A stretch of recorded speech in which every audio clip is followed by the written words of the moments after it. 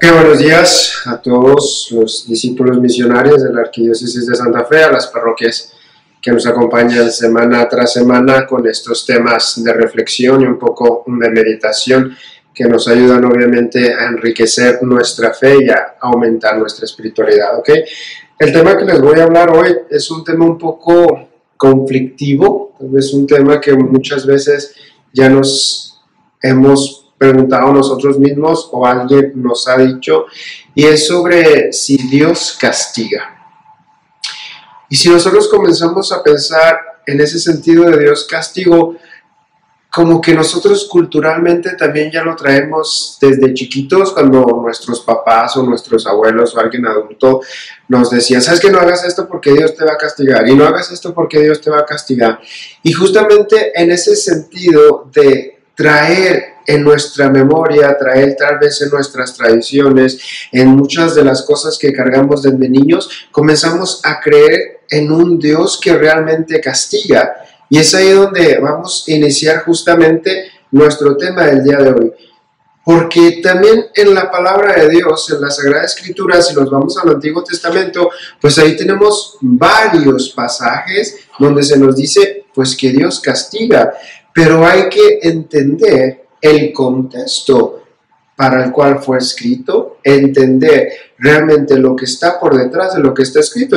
Inclusive en uno de los mandamientos se dice justamente que Dios castiga a los padres, castiga a los hijos, y que también lo lleva de generación en generación hasta la cuarta generación. Y mucha gente hace promesas por los pecados de los papás, por los pecados de los abuelos, como si realmente fuera un sentido profundo o teológico, cuando la verdad la historia continúa. Lo que pasa es que en la Sagrada Escritura, principalmente en el Antiguo Testamento, muchas veces nos dejamos llevar por la superficialidad, por lo literal, y ahí cometemos varios errores, porque si nos vamos avanzando, sea en el libro de Deuteronomio, sea en el libro de Ezequiel, ahí el propio Ezequiel nos va a estar dando la explicación de que la verdad, el lenguaje que es usado en esa parte es un proverbio del pueblo de Israel. O sea que no es una expresión de Dios para decir estoy castigando.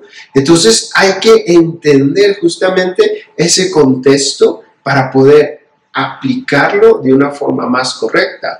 Porque si nosotros estamos diciendo, es que Dios está castigando, es que Dios está haciendo esto, es que en los Salmos es un Dios vengativo, es un Dios que mata a sus enemigos, es un Dios que hace esto, hay que entenderle. Acuérdense que en el Antiguo Testamento Dios ni siquiera podría ser nombrado, o sea, ni siquiera había una palabra para poder decir quién era Dios. Entonces, la expresión que ellos tenían de ver era de un Dios obviamente guerrero, de un Dios que iba delante de su pueblo, de un Dios que los iba a defender, de un Dios que obviamente iba a matar o a vencer a sus enemigos, pero es en un lenguaje figurado, es en un lenguaje metafórico que nos quiere decir otras cosas. Entonces hay que tener ese cuidado de realmente saber entender los textos, porque si nosotros confiamos en que Dios es amor, entonces como que la punición o el castigo no se encajarían perfectamente en aquello que Dios es amor, ¿ok?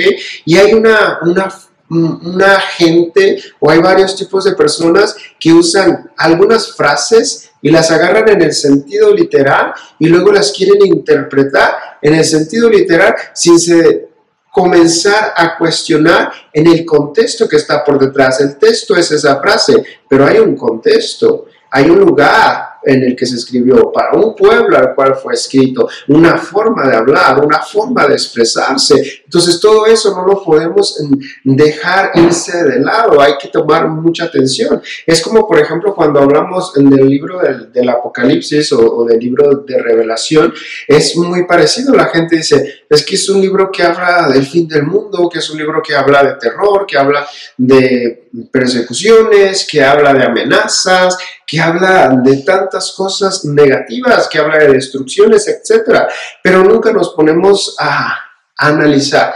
Pero al final de cuentas, este libro fue escrito ¿para quién?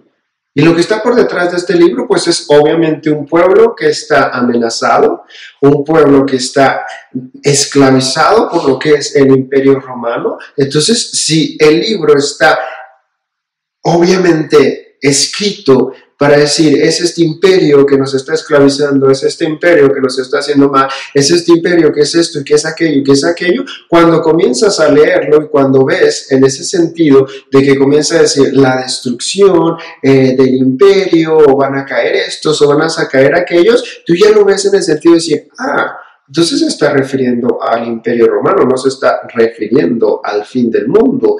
Y luego podrías decir, pues entonces quiere decir que ya no es actual esa palabra de Dios. Sí, sí es actual, porque nos podemos preguntar qué clase de imperios nosotros tenemos hoy que también nos someten, que también nos esclavizan, que también nos tienen como en aquel tiempo del pueblo donde caminaba a partir de esa esclavitud o a partir de esa sumisión, ¿ok?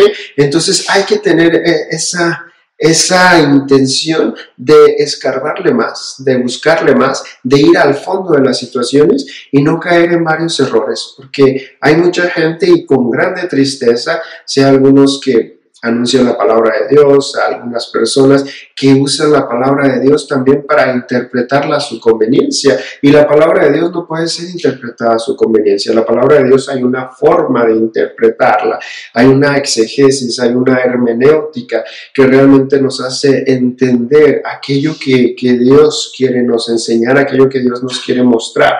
Entonces hay que entenderlo, y para poder entender el Antiguo Testamento, pues tienes que entender quién está en el Nuevo Testamento, que es Jesús, y solamente a partir de la figura de Jesús es que vas a poder reconstruir el Antiguo Testamento para saber lo que Él te está diciendo, lo que Él te está conectando. Entonces, digamos así, si es Jesús el que le da sentido al Nuevo Testamento y obviamente le da sentido al Antiguo Testamento, es para que nosotros aprendamos todo aquello que Jesús nos trajo, todo aquello que Jesús nos dio a conocer, todo aquello que Él nos enseñó. Entonces, es un Jesús que nos muestra la misericordia. Es un Jesús que nos muestra el amor, es un Jesús que nos muestra el perdón. Entonces decir que Dios castiga sería ir contra todo aquello que Dios es. Y ahí entra una cosa muy interesante también cuando hablamos en el sentido de castigo, cuando hablamos en el sentido de destino o de situaciones que acontecen en nuestra vida, que es el sentido del libre arbitrio. Y muchas veces lo malentendemos y muchas veces también lo sacamos de un contexto que realmente tiene un sentido de encuentro, un sentido positivo, un sentido de realmente saber entender que el libre arbitrio pues depende de nosotros, por eso es libre arbitrio, porque si comenzamos a pensar tal vez en situaciones trágicas, tal vez en su familia murió alguien de accidente, o tal vez un asesinato, o en fin, tal cosas, y vamos en el funeral, generalmente lo que escuchamos es, pues es que Dios así lo quiso, pues es que Dios lo permitió, pues es que esto, y pues es que aquello, y la verdad no es por ahí. Porque es el mismo criterio. Si Dios es un Dios de amor, ¿cómo que Dios va a permitir que uno de sus hijos muera en un accidente de forma trágica? ¿Cómo que uno de sus hijos muera asesinado? Por ejemplo, el sábado aquí en San José, saliendo nos topamos con una balacera y uno de los jóvenes murió, de 22 años. Entonces podríamos decir, ¿es que Dios permitió que muriera? No, Dios no permite. Pero fue tu libre arbitrio que te hizo anticipar el proyecto, el plano que Dios tenía para ti, en el sentido de la persona que te mató, en el sentido de la persona que fue imprudente, en el sentido de la persona que de alguna u otra forma no tuvo ese factor de protección. Y ahí podemos entonces nos preguntar, Padre, pues entonces si tenemos el libre arbitrio, entonces ¿dónde queda la protección de Dios? Y la protección de Dios está justamente en esa libertad humana que Él nos da. Porque si no tuviéramos la libertad humana, pues no sería libre arbitrio, porque Dios nos conduciría como Él quiere. Y la verdad es una cuestión de nosotros interiorizar y de nosotros pensar y decir, ok, si yo tengo un libre arbitrio y si yo sé que Dios quiere mi bien y quiere mi felicidad, entonces yo tengo que estar reconociendo qué es lo que yo estoy escogiendo para mi bien y para mi felicidad, para estar de acuerdo y en sintonía con el plano de Dios. Entonces, por ejemplo, en el caso, si agarras un carro y te vas a alta velocidad, ya sabes que puedes tener un accidente, ya sabes que puedes herir a alguien, ya sabes que tal vez puedes morir en el camino, pero ahí, ¿quién decidió dar el exceso de velocidad? Fuiste tú. Si agarras una arma y comienzas a disparar, eres tú que agarró una arma. Y así, por ejemplo, podríamos ir enumerando varios ejemplos para nosotros entender que ese libre arbitrio es esa responsabilidad que nosotros tenemos como seres humanos de corresponder a ese plano que Dios tiene para cada uno de nosotros, de decir, tenemos que ser felices, porque si no lo hacemos, y muchas veces lo usamos en el sentido de decir, ay, pues es como un consuelo para las familias, porque si le decimos que Dios así lo tenía planeado, que Dios así lo quería, como que la familia se va a sentir bien, como que la familia se va a sentir de alguna otra forma más confortada, más animada. La verdad no, porque al hacer eso, nosotros estamos creando una especie de Dios que es como si fuera un monstruo. Un Dios que es capaz de permitir todas esas cosas, pues no se encaja en lo que es verdaderamente la imagen de Dios y en lo que realmente nosotros debemos entender como la imagen de Dios, que es la imagen del amor, que es la imagen de la misericordia. Solo que muchas veces utilizamos esas frases en la tentativa de explicar tal vez nuestro sufrimiento o de nosotros mismos nos consolar, como que para nos liberar tal vez un poco más de nuestras culpas, puede ser, nos liberar un poco más de nuestra angustia y decimos, pues como Dios así lo permite, como si le echáramos la responsabilidad a Dios y pusiéramos todo en la espalda de Dios y digo, pues como Dios así lo quiso, entonces así es. Y no, hay que tener una fe amadurecida, hay que tener realmente una fe coherente, en el sentido de conocer quién realmente es Dios en nuestra vida, de saber qué es lo que Él quiere para nosotros y cómo podemos enfrentar las situaciones que la vida nos va presentando, porque esa es una de las situaciones que también no hemos aprendido. Si Dios es siempre aquel que nos muestra las acciones de bien, las acciones positivas, entonces hay que imitarlo. Porque si no, siempre vamos a estar justificando nuestras acciones. Vamos a justificar echándole la culpa a Dios, echándole la culpa al diablo, echándole la culpa a mi hermano, pero nunca asumir nuestra responsabilidad. Y eso no se puede, porque cuando hacemos eso es cuando no tenemos una fe fortalecida, pero principalmente no tenemos un amadurecimiento fuerte en nuestra fe. Y el libre arbitrio está obviamente también unido a aquello que son lo que escogemos para nuestra vida, lo que son nuestras renuncias también, porque cuando escogemos algo, automáticamente renunciamos a alguna cosa. Y cada vez que escogemos algo, pues tenemos que asumir las consecuencias de aquello que nosotros escogemos.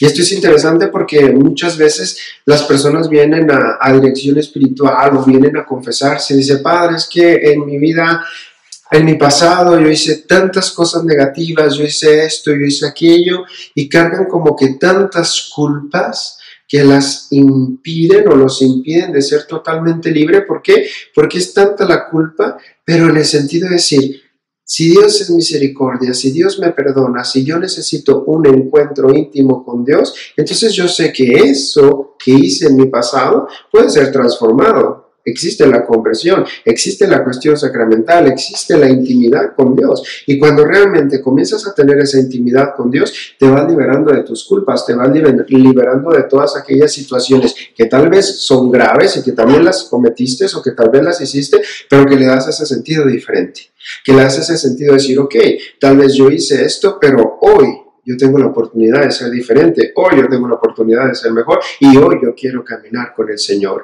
Entonces hay que tener mucho cuidado cuando usamos algunas historias, cuando usamos algunos pensamientos que muchas veces son fundamentados solamente en lo que yo pienso o que los saco de un contexto que muchas veces ni entiendo el propio contexto, porque nos podemos ir por caminos que no tenemos que irnos, porque podemos dar interpretaciones que no son interpretaciones verdaderas o que no son interpretaciones que nos ayudan a entender. Entonces, digamos así, si nosotros estamos en ese sentido de decir, es que Dios castiga, estamos pasando por esta pandemia, es porque Dios nos está castigando. Generalmente, cada una de las situaciones que tenemos es por el propio egoísmo o avaricia del propio ser humano. Cuánta destrucción por la naturaleza. Es que Dios lo está permitiendo. No, es que el hombre lo está cuidando. El hombre se está acabando los bosques, el hombre está ensuciando los ríos, los mares, en fin. Es la propia imprudencia del ser humano que hace con que acontezcan muchas cosas Y lo estamos viendo, cuántos huracanes, los estamos viendo cuántos incendios, cuántas cosas, porque muchas veces la propia imprudencia del ser humano lo provoca. Pero como no somos tan suficientemente maduros para asumir nuestra responsabilidad, pues le echamos, digamos así, la culpa a Dios. Y dijimos, no, es que Dios nos está castigando porque hicimos esto. No, hasta porque si Dios es un Dios de amor, Él tentaría en el sentido de una corrección, que es diferente de un castigo. Es en el sentido de una educación que te ayuda a ser mejor, que te ayuda a entender mejor la situación para que puedas cambiarlo. Entonces, por eso hay que tener ese cuidado en aquello que decimos, en aquello que hablamos, para poder tener más esa libertad interior que me ayuda a conectarme más con el Señor. Y yo pienso que una de las cosas más difíciles de tener en este mundo es justamente esa libertad interior. Esa libertad que te haga realmente conectarte con el Señor, que te haga abandonarte totalmente en Él y que muchas veces nos cuesta tanto trabajo. Entonces, Dios no puede castigar y tenemos que quitar eso de nuestro vocabulario. Que Dios puede permitir algunas cosas, podremos hasta decir que puede permitir algunas cosas, pero si las permite, no es para el mal. Si las permite, es para nuestro bien. Es para que aprendamos, es para que podamos crecer mejor en ese sentido de encontrarle un sentido mayor, más positivo a la vida. Hay un dictado, un refrán que dice que hay que pintar la vida de la forma que nosotros la quieramos pintar. Entonces, o tu vida puede ser totalmente negra, totalmente oscura, o tú le puedes dar el color que tú quieras darle. Eso es una decisión tuya. Entonces, si en lugar de ver un Dios que castiga, un Dios que nos pune por nuestras actitudes, vemos un Dios de misericordia, vemos un Dios que nos da su gracia, tal vez la cosa comience a engranar y a funcionar mejor. Si no, hay que ver, por ejemplo, cómo también a los niños, cuando van a hacer su primera comunión, ya les decimos, ay, se van a ir a confesar y el padre los va a regañar o el padre va a hacer esto, y los niños vienen con un miedo y un terror a la confesión y se vacía el sentido principal del niño entender que es una gracia. Del niño entender que cada vez que voy a confesarme es una felicidad de recibir la gracia de Dios que me motiva a ser diferente, que me impulsiona a transformar, que me lleva a realmente decir, yo sé que tal vez estas actitudes no son tan buenas, pero las puedo superar porque le estoy dando entrada a Dios, que era lo que meditábamos en el tema de la confesión de la semana pasada. Entonces hay que entenderlo a partir de esa perspectiva. ¿Para qué queremos una imagen de un Dios monstruo, una imagen de un Dios castigador, una imagen de un Dios que nos está puniendo? Yo pienso que no es por ahí, porque en lugar de crecer, en lugar de nos sentir más cercas de Dios, en lugar de nos sentir más libres interiormente, nos estamos sintiendo como que con más miedo, nos estamos sintiendo como que más encerrados en nosotros mismos y al mismo tiempo vamos distorsionando toda esa imagen de Dios. Entonces hay que tomar conciencia de eso. Hay que tomar conciencia de nuestras decisiones y las decisiones muchas veces traen consecuencias muy graves. Por ejemplo, si alguien está en las drogas, no es porque Dios permitió que quisieras que tú estuvieras en las drogas, es porque tú escogiste. Solo que si tú escogiste, las consecuencias de alguien que está en las drogas, o alguien que está en el alcoholismo, o alguien que está en cualquiera uno de los vicios, pues generalmente son la propia destrucción. Y en la medida que tú comienzas a entender que la propia destrucción eres tú quien la está provocando, entonces tienes que decir, ok, entonces como que Dios no tiene nada que ver en las decisiones que yo tomo como persona y como ser humano. Si hiciéramos un poquito ese examen de sabiduría, de escuchar la voz de Dios, pues no andaríamos ni en drogas, ni en vicios, ni en vidas todas ahí superficiales, ni en situaciones que nos hacen ver que no corresponden con aquello que Dios quiere para nosotros. Pero como no lo escuchamos, como no nos dejamos llevar por su palabra, pues ahí escogemos tantas cosas. Y cuando escogemos tantas cosas, generalmente quien sufre, ¿quién es? Pues somos nosotros mismos. O en el caso de los jóvenes, quien sufre son los padres, como en el caso de este joven que les dije que murió este sábado de un asesinato sin sentido. Pero digamos así, fui yo que lo busqué. Fui yo que de alguna u otra forma me envolví en un contexto que no debería de estar. Dios me protege, claro que me protege y me dice, mira, esto es lo correcto, esto es lo justo, esto es lo que hay que hacer. O tú lo escoges o escoges lo otro. Solo que cuando escoges lo otro, que no se te olvide que hay otra parte que no estás viendo y que muchas veces no estás entendiendo. Entonces, echémosle ganas. El libre arbitrio nos ayuda a eso. El libre arbitrio nos ayuda a crecer. El ver un Dios que realmente es infinitamente bueno, es infinitamente misericordia, también nos conecta más en ese camino de santidad, también nos aproxima más de Él. Y tal vez sea el paso para comenzar a conocerlo. Porque muchas de las imágenes que hacemos de Dios es justamente porque no lo conocemos, porque no lo amamos y porque agarramos muchas veces la palabra de Dios y la interpretamos como queremos, o porque agarramos ciertos pasajes y le saco lo que me conviene para justificar mis acciones y mis actitudes, o porque las uso para hablar mal de mis hermanos o para hablar mal de las acciones de mis hermanos y decimos, es que la Biblia dice esto, es que la Biblia dice aquello. Pero no le buscas qué está antes, qué está después, qué es lo que realmente quiere decir. Entonces, el estudio de la palabra de Dios no es fácil, yo lo sé, es complicado, pero hay que ir buscando esas formas. Ustedes en sus parroquias deben de tener cursos bíblicos, la arquidiócesis en los discípulos misionarios que se esfuerzan para también mantener esa palabra de Dios viva, mantener esa palabra de Dios actualizada. También son formas que ustedes tienen para realmente caminar mejor, para realmente caminar más firmes. Entonces, la próxima vez que alguien te diga que Dios castiga, tú digas, Dios no me puede castigar porque Dios me ama. Y si Dios me ama, Dios solamente quiere mi bien. Y si Dios quiere mi bien, yo tengo que corresponderle a ese bien con mis actitudes y con mis acciones. Entonces, respóndele con amor. Eres una persona amada por Dios. Eres una persona pensada por Dios.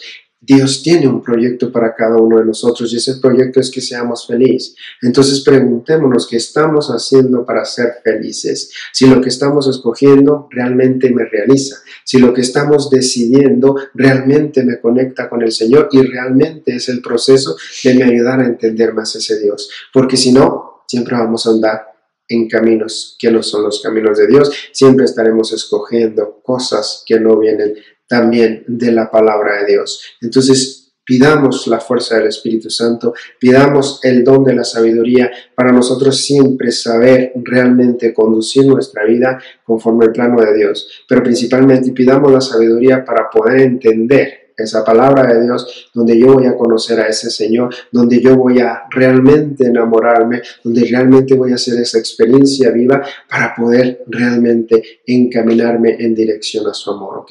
Entonces les dejo un fuerte abrazo, les acompaño con mi oración y la próxima semana estaremos ya transmitiendo en otros lugares. Vamos a estar, como ya les habíamos comentado, vamos a estar con nuestra amiga Brenda Robledo para hablar un poquito sobre el sentido de la música, el sentido de la oración, un pequeño retiro también. Después vamos a estar con el padre Francisco Carvajal y juntos los tres también organizar un tema interesante para ustedes para que vayan caminando y aumentando más su espiritualidad y su fe, ¿ok? Entonces les dejo un fuerte abrazo, que Dios los bendiga y nos vemos si Dios quiere la próxima semana.